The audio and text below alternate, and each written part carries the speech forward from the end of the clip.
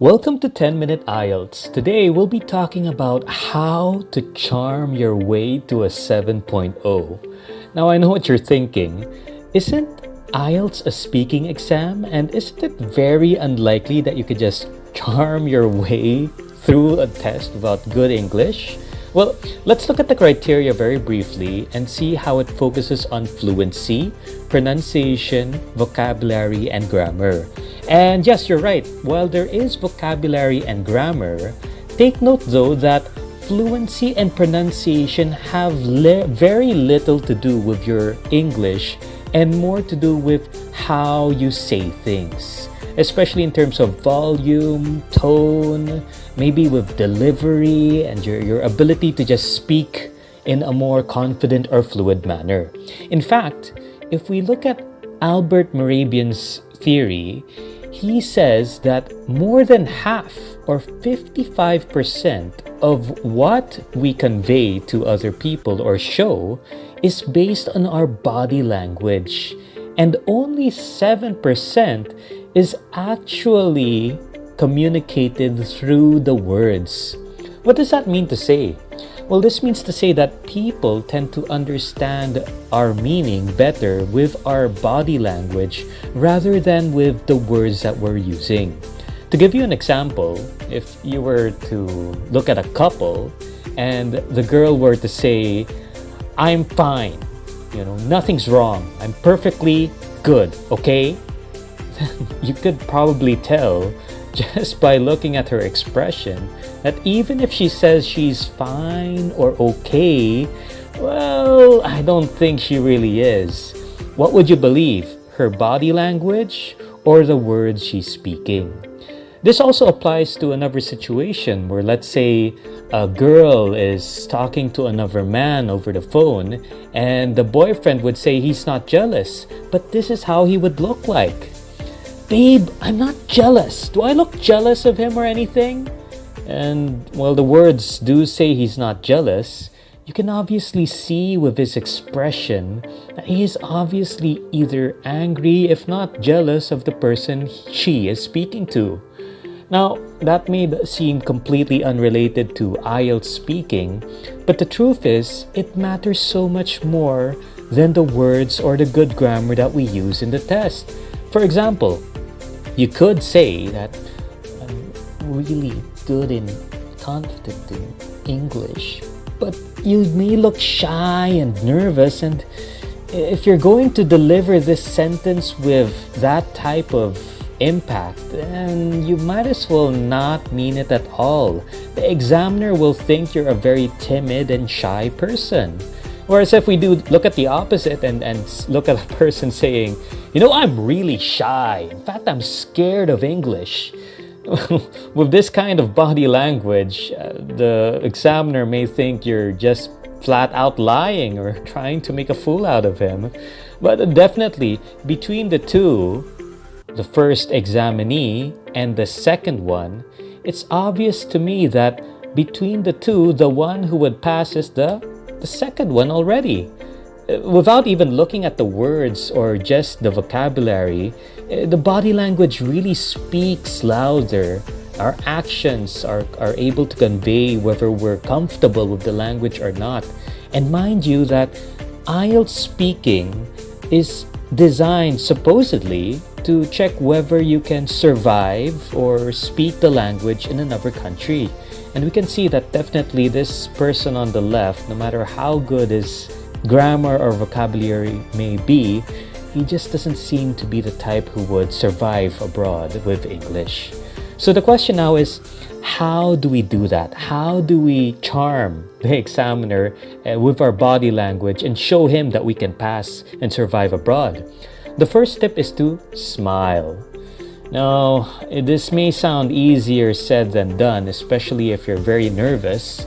The tendency is when we're a little bit anxious or worried, we tend to smile like this. And that's definitely not going to convince the examiner that you can survive abroad with the English level. But how do we smile then? What's the secret to a genuine, authentic smile? The first step is really to smile with your eyes. Notice the creases on the side and how light the pupils dilate. That happens when we're smiling genuinely from the heart. And it's something that you'll need to practice in front of the mirror. My recommendation would be to cover your nose and mouth and try to smile with just the eyes. It should be easy to see, just like in these pictures. Though one is definitely not smiling genuinely, I'm sure it's easy to tell which one is the fake, and that would be by just looking at the eyes again. On the left, the eyes look a little more frantic, if not high, whereas the right one looks very genuine and overjoyed. So definitely the authentic smile is the one to the right. The second step or tip would be to expose your body. Now, what does this mean? I'm not saying wear something revealing and show off your body, but it has to do more of the body language. Try to speak with open arms and have your chest exposed to the examiner by having your elbows flared out. Instead of doing this is something that is very common when we feel nervous or insecure, or when we feel defensive or unsure of ourselves. It's definitely to be avoided if we want to convey charm and confidence to the examiner. Now, it's normal when we're feeling nervous, this is how we tend to look like, especially when we're dealt or given a difficult question. But my tip again is, even if you're given a question that you don't know the answer to, do your best to smile and expose your body. Sit up straight, bring the shoulders back, and try to speak with confidence even as you say, I don't know the answer to that question. That way, even if the content or the answer isn't impressive, the examiner will remember your confident, exposed look instead. The last tip, and possibly the most important one for pronunciation, would be to have a charming tone. Now, many students tend to misinterpret the pronunciation criteria as just the accurate diction or enunciation of words, when in fact it also has to do more with volume as well as the tone, whether it's appropriate to the sentence or the context itself. In short, please try to avoid this. My favorite food is chicken. I really love eating chicken a lot. I mean, can you imagine what the examiner would feel or think? Another example would be if the examiner asks, so tell me, what's your favorite sport? My favorite sport is basketball. I really enjoy playing it with my friends. And then the examiner would just be, oh my God, I've been interviewing over 20 people already throughout the day, and I just want it to end already. Please don't make the examiner feel that way. My tip really would be to express more emotion in your tone. If you're really excited about something, or if you really love a certain hobby or particular dish, then show it with your hands, with your face, with your tone. You could say, what's your favorite food? Well, I love adobo. Adobo is my favorite dish, which happens to be a Filipino cuisine mixed with chicken, vinegar, and soy sauce.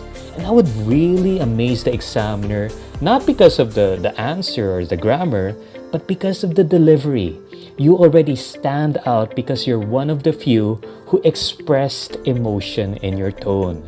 Even if it's something that may not seem appropriate, such as when you're asked, tell me about your job.